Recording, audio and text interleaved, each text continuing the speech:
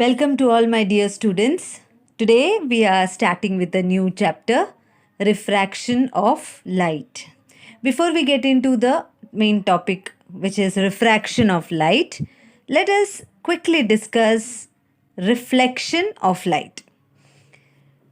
Now, as you know, to see any object, we need the light to reflect from the surface of the object and get into our eyes so that you can see every object clearly. Now, when light is incident on the surface of an object, it is deflected in different directions. And we call this deflection as reflection of light, which can be shown as follows. So as you can see here, I have depicted the reflection of light, okay, where you can see an incident ray. Always remember students, there are lot of rays which are incident. For the learning to be simple, I have considered only one ray of light. So this ray of light, as soon as it strikes an object, it gets deflected. And this deflection of light in different direction is called as reflection of light. As you know, the incident ray and after reflection, the ray which emerges from the incident is called as the reflected ray. As you can see, the ray which is incident on the object is the incident ray and the ray which is reflected is the reflected ray. And we have another imaginary line which is called as a normal, a ray which makes 90 degree with any surface. As you can see here, 90 degree. A ray which makes 90 degree from any surface is called the normal. So this will be the normal. And we have learnt in our lower class the laws of reflection of light. Which is the first law that you have learnt? The incident ray and the reflected ray, this ray, are on the opposite sides of the normal. Okay? And incident ray is at the point of incidence and all three lie in the same plane. The incident ray, the reflected ray and the normal lie in the same plane. One more thing we have learnt is that the angle of incidence is always equal to the angle of reflection. So these are the laws of reflection of light which we have learnt in our previous class. So kindly go through these two examples which I have shared with you. You can also perform it or you might have done it just for fun. I'm sharing it with you all. Kindly go through it and we will discuss about it after watching. As I hold a paper and on the paper I have drawn an arrow. As I take the paper away from the water, you can see the direction of the arrow changing. It is because light is traveling from a rarer medium air to denser medium water. As the marker goes inside the glass of water, you can see it looks broader and you can see a bend because of the refraction of light from rarer to denser medium. Okay, so we have gone through both the examples which I shared with you. Yes, I have showed you an arrow. As you see the arrow through the water in the glass, you will see the direction of the arrow changing. Okay, so all this magic happened because of refraction of light. So let us get into detail about refraction of light. When there are two different mediums, at that time you can say that there is refraction of light happening. Whereas for reflection of light, there is no need of medium, two separate mediums. Reflection of light happens when light is incident on an object. Whereas for refraction of light to happen, you need a rarer medium and a denser medium. Now what is this rarer and denser medium? We will get into detail of it after I explain you the phenomenon called as a refraction of light. Let us consider two medium. In the examples which I gave you, the mediums were air and water. Here I am considering air and glass. Consider this to be a piece of glass, that is a glass slab which is in rectangular shape, a glass slab, and there are lot of rays which are incident on this glass slab. And we all know light travels in a straight line. As light travels in a straight line, you call that propagation of light as rectilinear motion of light. Straight line. When I say light is undergoing refraction of light, the rectilinear movement of the light is not changing. Only the light is undergoing a bend when it travels from one transparent medium to another transparent medium. Okay. So why is this bend happening? Let us get into the detail after we understand certain terms related to refraction of light. So here, as I told you, I have considered two mediums, air and glass. For the explanation purpose, I will consider only one incident ray. There are n number of rays which are incident on the glass slab. Out of that, I will consider one incident ray. So this is that one ray which is incident on the glass slab. Till here, the medium is air. As soon as the incident ray gets inside another medium, air is a rarer medium, whereas glass is a denser medium. Okay, remember. As soon as the incident ray travels from a rarer medium and enters into a denser medium, instead of the incident ray going straight, it will undergo a bend. As soon as the incident ray enters a denser medium, it will undergo a bend. This blue line is the bend that I was talking about. That means the light has undergone refraction. Okay, same way, from the denser medium, this ray of light, when it comes outside, now outside is air means it is rarer medium. From the denser medium, again this ray of light. Now here only the incident rays underwent a bend.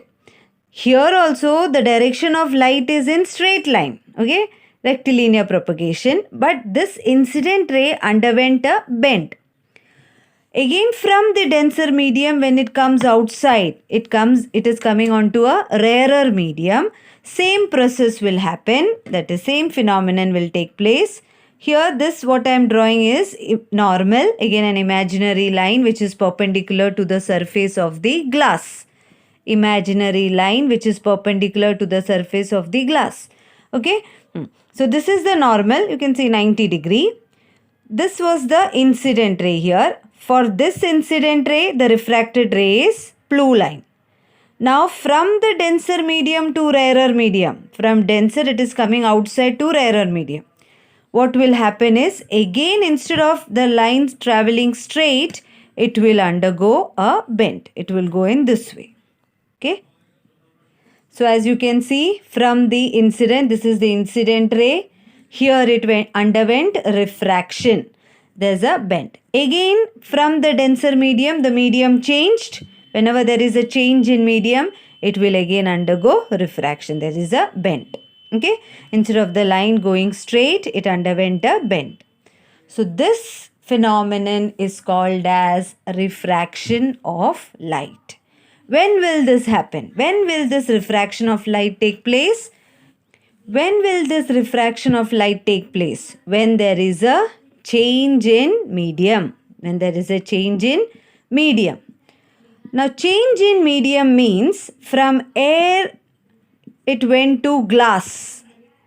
Now change in medium means there is a change in the speed of light. We all know the speed of light in air is 3 into 10 raised to 8 meter per second. Speed of light in air. Whereas in glass, the speed of light slows down. It is somewhat approximately 2 into 10 raised to 8 meter per second. So the ray of light from the air as it comes to glass, it undergoes a bend. This bend is called as refraction of light. So why is refraction of light happening? It is nothing but the slowing down of the light. The speed of the light in air is maximum. As it comes to glass, the speed of the light reduces. So because of the change in the speed of light, when it travels from air to glass, it undergoes refraction. Understood the reason why the light is undergoing refraction? It is because of the change in the speed of the light from air to glass. Greater the change in the speed, greater will be the bend. Okay? Same way, the speed of light in plastic is different. Okay, so greater the change in the speed of light, greater will be the refraction.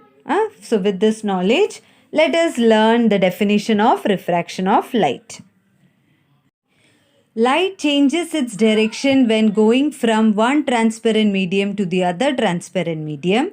This is called refraction of light.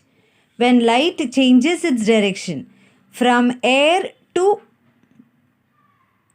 glass or from air to water, from air to glass or from air to water, when light changes its direction,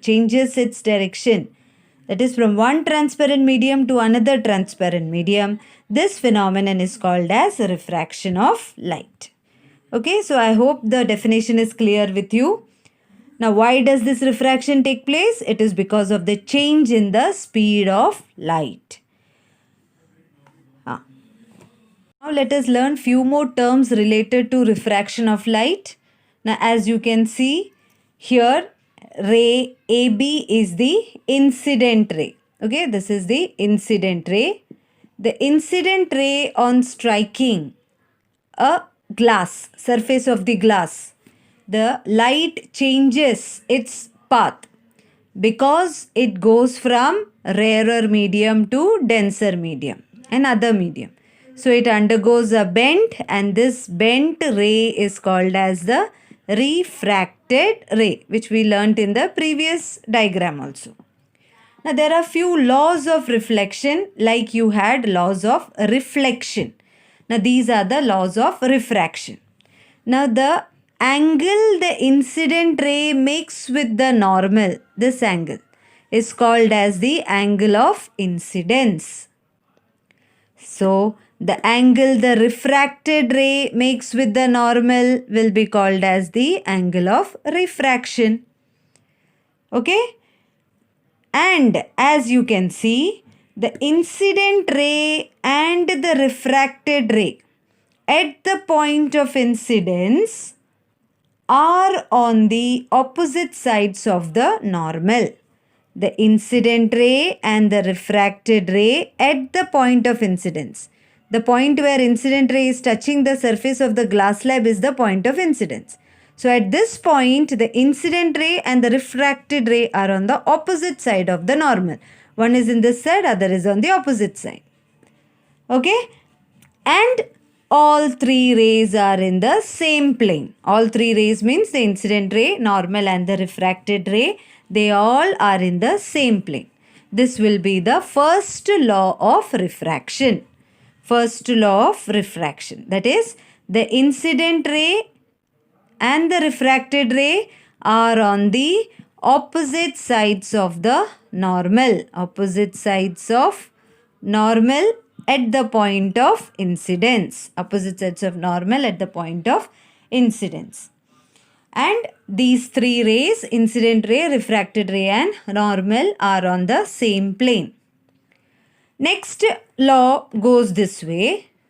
The second law states that for any two medium, here air and glass, the sine of angle of incidence, suppose angle of incidence is 30.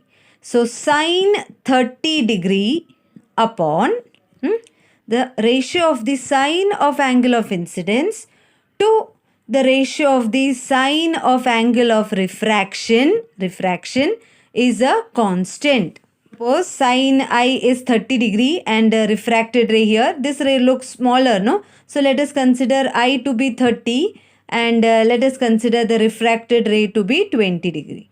So whichever angle of incidence or angle of refraction you take, the ratio of sin I to sin R will be a constant.